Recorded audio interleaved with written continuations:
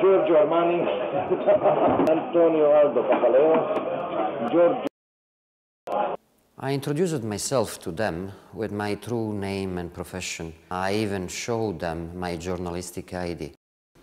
During our first meeting, they were not giving me much information.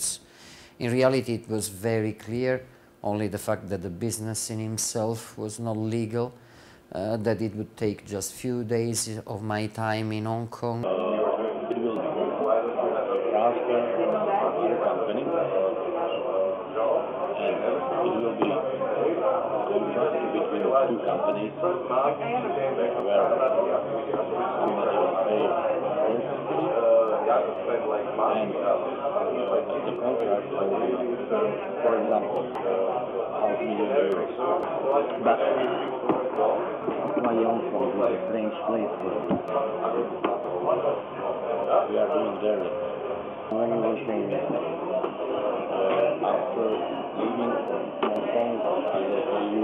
In order to get more information, I tried to appear very scared. I need money, but I'm not such desperate to take any sort of risk. It could be 10% risk, okay, more risk.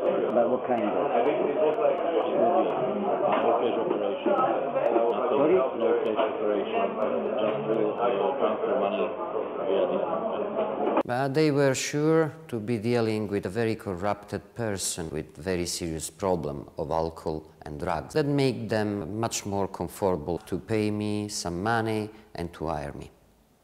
At the end of our first meeting, I was alone with my informer, and I tried to ask him much more information, but the point was that he truly knows nothing. Ne pojedeš do jail, Tony. Ne ideš do jail. Okay. No, but what did guy do with this company? Money transfer, only money transfer. Money transfer for what? From where? From what? Neviem. Luisa, neviem. We meet for the first time Saturday, and the day after, Sunday morning, we went to buy my ticket for Hong Kong.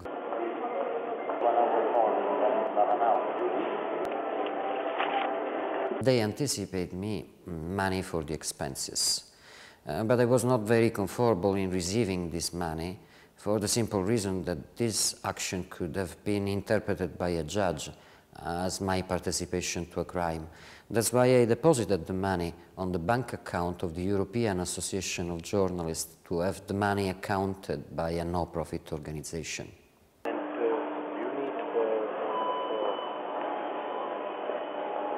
5 days, each day €50. That's the next 250. I give you €500. Okay, fine. Monday, I was flying. And they will ask you in the customs when you will come to Hong Kong, because they will stamp the reason, tourist.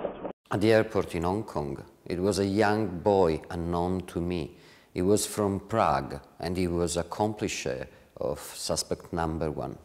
In Hong Kong, I immediately had to confirm it was a money laundering case.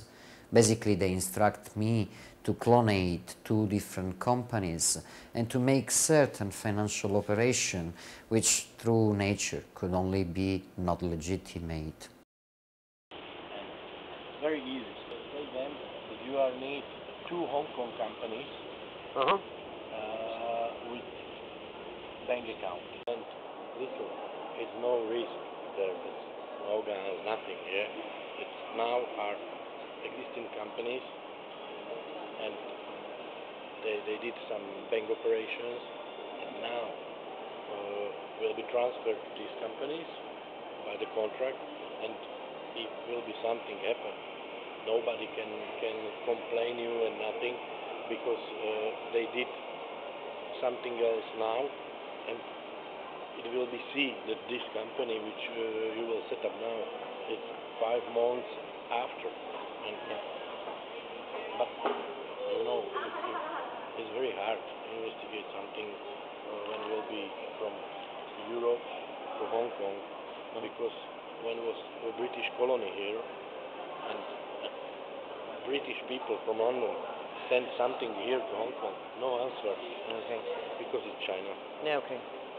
And I cannot imagine how somebody from Europe will send something to China. China will send something to Italy. I did register the two companies. This was legally feasible. It was not a crime. Those are their official papers. What I could not do really was to open the two bank accounts.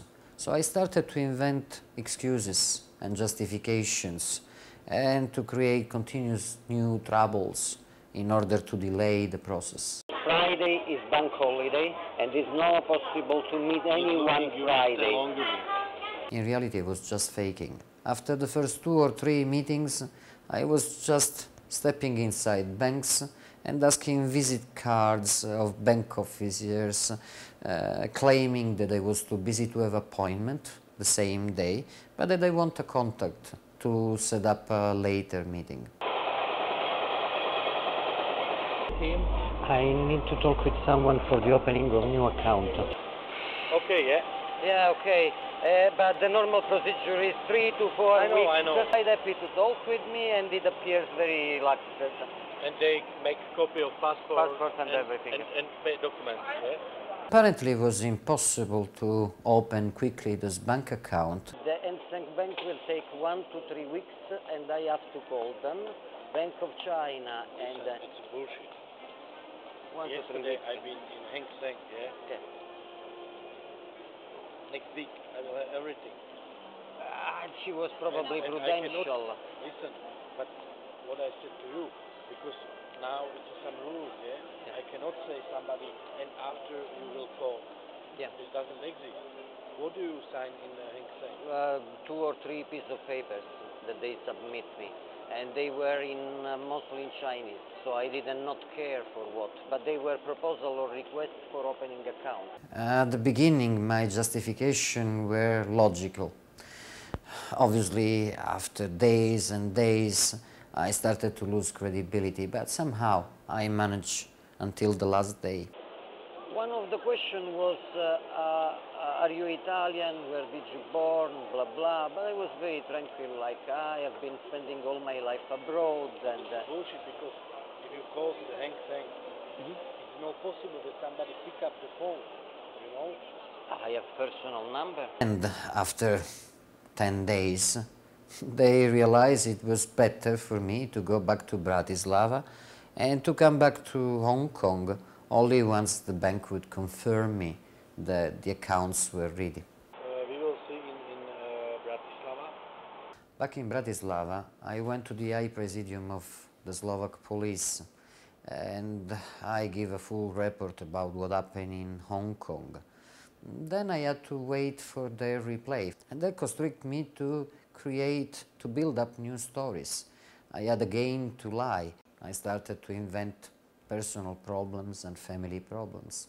At the end, after 7 or 8 days, Slovak police informed me that money laundering is not a crime in the Slovak law, and moreover, that they could not be sure that it was really dirty money.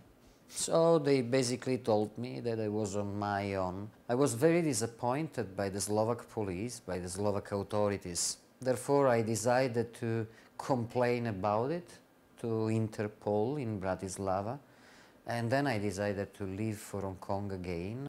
My intention was to inform the last possible authorities on the world that could have interest in this case, the police of Hong Kong. Arrived in Hong Kong, I immediately went to Arsenal Road in Wan Chai, where is the High Command of the Hong Kong police. In few hours, they verified my story and my credentials, and that's why they asked me to bring them undercover at my next appointment. I went to the meeting escorted by 2 cops in plain clothes. I had to go and shake his hand, and in the moment I did it, 9 or 10 people from the crowd, from the mass, jump out and froze him on the ground under arrest. Actually, I'm a running man I'm obliged to keep secret my whereabouts, and I'm just waiting for the end of this court case with the hope of being able to have a sort of private and personal life again. But I do consider possible the fact that this will not happen anymore.